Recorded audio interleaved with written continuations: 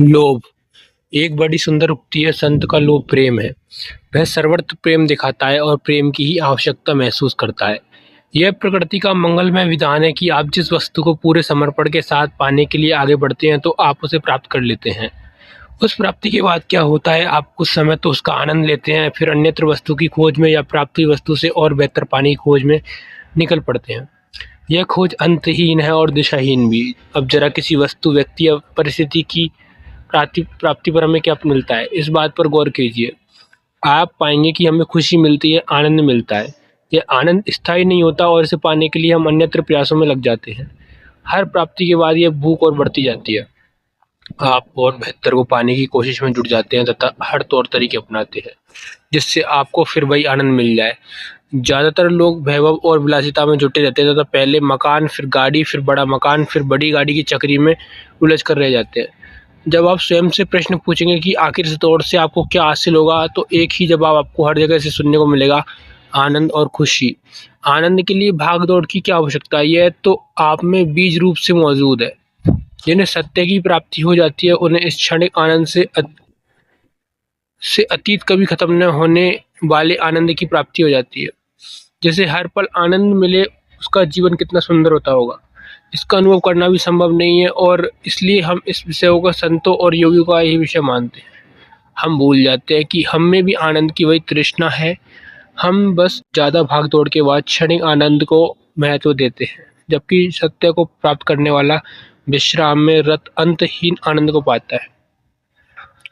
जिस तरह भोजन की गुणवत्ता से उसके आपके शरीर पर पड़ने वाले असर को हम जानते हैं, जिस तरह एक विचार की गुणवत्ता से उसके हमारे मन पर पड़ने वाले असर को हम जानते हैं, ठीक वैसे ही धनोपार्जन के तरीके से ही हमारे जीवन पर पड़ने वाले उसके असर को भी हमें देखना, समझना और सीखना चाहिए। हम में से कई लोग भोजन करते वक्त सतर्कता बरतते हैं, खास तौर पर जब बाहर खाना खाते हैं तो खाने की गुणवत्ता और शरीर के हित का विशेष ध्यान रखते हैं। जो पूरी तरह स्वाद के या इंद्रिय भोग के गुलाम होते हैं, उन्हें इस पर भी विचार करने की आवश्यकता नहीं पड़ती है। फिर एक पुरानी कहावत भी है, जैसा खाएंगे अन्न वैसा रहेगा। मन शरीर पर पड़ने वाले असर के अलावा मन पर भी इसका असर पड़ता है। मन तो आपके विचारों का पुलिंदा भर है। आप दिन रात जिस तरह की बातें सोच रहे हैं वही आपका स्वभाव बना देता है। आप चिड़चिड़े हैं तो बहुत साफ है कि आप तनावग्रस्त विचारों से गुजर रहे हैं। आप जीवन की चाह और आनंद को खो चुके हैं तो आप अवसादग्रस्त विचारों से गुजर रहे हैं। इस वैचारिक भोजन को हम जानते बूझते इसलिए लेते चले जाते हैं कि हम इसका भी मजा लेने लगते हैं। इस मूर्खता को ही अपना जीवन समझने लगते हैं। जैसे बीमारी में भोजन के परहेज बताए जाते हैं, वैसे ही ठीक वैसे ही मनोविकारों की बीमारी में विचारों का परहेज होना चाहिए। वैसे जीवन में अगर भोजन की गड़बड़ियाँ ना हो तो ज़्यादातर बीमारियाँ आती ही नहीं हो और हम स्वस्थ बने रहते हैं। ठीक ऐसे ही अगर विचार भ्रमित ना हो तो मनोविकार उत्पन्न ही नहीं होगा। भ्रष्ट संस्कारों से मनोविकारों के जन्म और भ्रष्ट कर्मों के दुष्परिणामों को हम आए दिन देख रहे हैं। हम जानते हैं कि उच्च पदों पर बैठे लोग, बड़े बड़े राजनीतिक फिल्मी सितारे या उनके बच्चे ऐसी अवस्था में दिख रहे हैं जिसकी भरसक निंदा की जा रही है। आज एक ऐसा समय है जब जाने माने और ताकतवर राजनेता ही नहीं बल्कि छोटे मोटे अनजान से सरकारी कर्मचारी के पास भी अकूत धन मिल रहा है। धन और वैभव को ही युवा अपने आदर्श के तौर पर ही देख रहे हैं, लेकिन वे इनके दुष्परिणामों पर विचार करने को तैयार ही नहीं है। धन की भूख भी ठीक भोजन और विचारों की भूख की तरह होती है।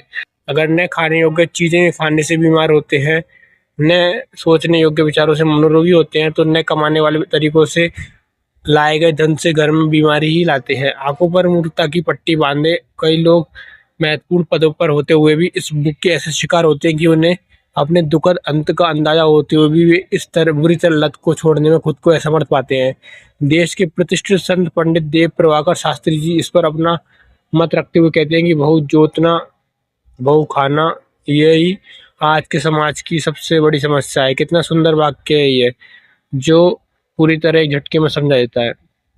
आज का समाज ज़्यादा कमाने की भाग-दौड़ में क्यों, इसका जवाब ढूंढना तो छोड़िए, प्रश्न की आवश्यकता ही महसूस नहीं होती। बड़ा सीधा जवाब मौजूद है, जब सब ऐसा करते हैं इसलिए हम भी ऐसा कर रहे हैं। वैभवपूर्ण जीवन कौन नहीं चाहता, जबकि सब जानते हैं अच्छी नींद महंगे बिस्तर से नहीं, स्वस्थ मन और परिश्रमी शरीर से आती है। आवश्यकता से अधिक के लिए भागने वालों को कुछ नहीं हासिल होता सिवाय अवसाद के। हमें मिली परिस्थितियाँ हमारी सोच और ज़रूरत को विकसित करती हैं। 1000 रुपये की कीमत एक गरीब परिस्थिति में रहने वाले के लिए बहुत कम होगी, तो वही करोड़ों कमाने वाले कई लोगों के लिए भीख में दी गई जाने वाली राशि है। इसी तरह आप किसी भी परिस्थिति का अंदाजा लगा सकते हैं। दुखद बात यह है कि जो करोड़ों कमा रहा है वह भी किसी अन्य लोभ में भागा चला जा रहा है, बल्कि उसकी दौड़ और ज़्यादा थका देने वाली तथा अवसादग्रस्त करने वाली है। जिस तरह की परिस्थितियों में हम पलते बढ़ते हैं, उसी आधार पर हमारी ज़रूरतें भी बनती चली जाती हैं। कई 2 कमरों या 1 कमरे में पलने वाले परिवार हैं, तो कई 20 कमरों की कोठियों और बंगलों में रहने वाले परिवार हैं। मज़ेदार बात यह है कि चाहे कुटिया हो या कोठी, चाहे साइकिल हो या कार, आप इसी तरह तमाम वस्तुओं के आधार पर अलग-अलग विभाजन करते चले जाइए, लेकिन आप एक ही समानता पाएँगे, चाहतें किसी की खत्म नहीं हो रही। जो कुटिया में है वह कोठी की आवश्यकता महसूस करता है, और जो कोठी में है वह सुकून की आवश्यकता महसूस करता है। यह बात तो स्पष्ट है कि हमारी ज़रूरत और चाहत बिल्कुल अलग-अलग है। हालाँकि सतत चिंतन से हमारी कामनाएँ और इच्छाएँ ही हमें अपनी ज़रूरतें मालूम पड़ने लगती हैं। महत्वपूर्ण बात यह है कि हमारी ज़रूरत वाक़ई में क्या है। खाना-पीना, सोना और अन्य सारी प्राकृतिक क्रियाएँ तो हम में और बाकी के जानवरों में बिल्कुल एक सी ही है। आनंद की अनुभूति भी इनमें से एक है। इन आवश्यकताओं की पूर्ति के लिए हाथ-पैर मारने की ज़रूरत नहीं होती। हाँ, जब आवश्यकता लालच में बदल जाती है तो ये बहुत नचाती हैं। अकालग्रस्त लोगों के लिए रोटी-पानी की जो कीमत है, बड़े शहरों में वैभवपूर्ण जीवन जीने वालों के लिए रोटी और पानी की क्या वही कीमत होगी? ज़रा धीरज के साथ जवाब दीजिए। हाँ, उनके लिए भी इसकी वही कीमत हो सकती है, लेकिन तब जबकि वे भी किसी की ही ऐसे ही किसी अभाव या अकाल से गुज़र रहे हों। प्रश्न यह भी उठता है कि जिनके पास पर्याप्त है, क्या वे अभाव महसूस नहीं करते? क्या वे आवश्यकताओं से परे हो गए हैं? उनकी ज़रूरतें अब भी वैसी ही बनी हुई हैं, उनका परिणाम और स्वरूप बदलता रहता है। बहुत शांत होकर जब विचार करेंगे तो सचमुच आपको एहसास होगा कि हमारी अपनी ज़रूरत तो कुछ है ही नहीं। कई ऐसी वस्तुएँ जो कुछ समय पहले तक मानव सभ्यता का हिस्सा भी नहीं थीं, वो आज हमारे लिए बहुत ज़रूरी हो गई हैं।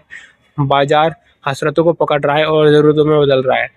यह तो बहुत साफ है कि हमारी असली ज़रूरतों से ज़्यादा हमारी बनाई हुई ज़रूरतें हम पर हावी होती जा रही हैं। हमारी असली ज़रूरतों का पूरा होना हमारे हाथ में है भी नहीं। यह प्रकृति अपने मंगलमय विधान से हम सबका पोषण कर रही है। किसी को गुमान हो कि वह अपनी ज़रूरतें खुद पूरी कर रहा है, तो ज़रा सोचिए, क्या वह एक श्वास भी अपने लिए बना पाएगा? ये जल, भोजन, हवा, प्रकाश, उष्णता, शीत सब कुछ किसी मंगलमय विधान से चलते हैं और पूरा होती हैं। वास्तव में न तो हमारी कोई ज़रूरतें हैं और न ही वे हमारे वश में नहीं। इससे इतर सारी ज़रूरतें गैर ज़रूरी ही हैं। सबसे महत्वपूर्ण उस सत्य की खोज को आवश्यकता बनाना है जिसको पाने के बाद अंतहीन आनंद मिलता है और कुछ अन्य पाना शेष नहीं रह जाता।